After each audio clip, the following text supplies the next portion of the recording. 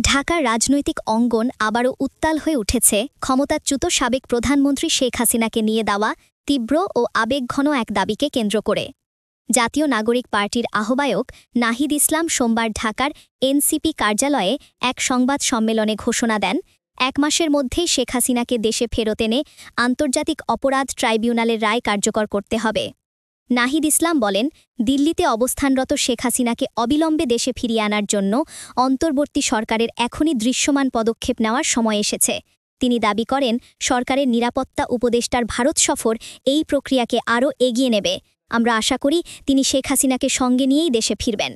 শুধু শেখ হাসিনার রায় নয়, সাবেক সহসন্ত্রমন্ত্রী আসাদুজ্জামান খান কামালের মৃত্যুদণ্ডসহ আওয়ামী লীগ, যুবলীগ, ছাত্রলীগের অভিযুক্ত নেতাকর্মী ও দায়ী সরকারি কর্মকর্তাদের বিচার দ্রুত সম্পন্ন ও কার্যকরের জোর দাবি তুলে ধরেন তিনি। তার বক্তব্যে ছিল দীর্ঘদিনের ক্ষোভ, শোক আর অপেক্ষা।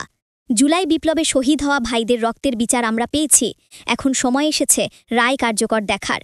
নাহিদ ইসলাম আরও বলেন, গত ১৬ বছর ধরে মানবাধিকার লঙ্ঘন, গুম খুন, পিলখানা হত্যাকাণ্ড, শাপলা চত্বর ও জুলাইয়ের ঘটনার মতো নৃশংসতার দায় শুধু শেখ হাসিনার ব্যক্তিগত নয়, বরং দল হিসেবে আওয়ামী লীগও এই মানবাধিকার বিরোধী অপরাধের জন্য দায়ী।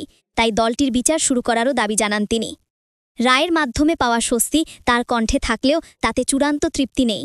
নাহিদ ইসলামের ভাষায়, আমরা সেই দিনই সন্তুষ্ট হব যেদিন শুনব শেখ হাসিনের রায় কার্যকর হয়েছে, তখনই শহীদদের আত্মা শান্তি পাবে। আওয়ামী লীগের বিরুদ্ধে দলগত অভিযুক্ত হওয়ার প্রসঙ্গেও তিনি জানান, এই রায় দেশের বিচারিক ইতিহাসে এক নতুন অধ্যায়ের সূচনা করেছে এবং জনগণ এখন দেখতে চায় রায় বাস্তবে কার্যকর হয় কিনা।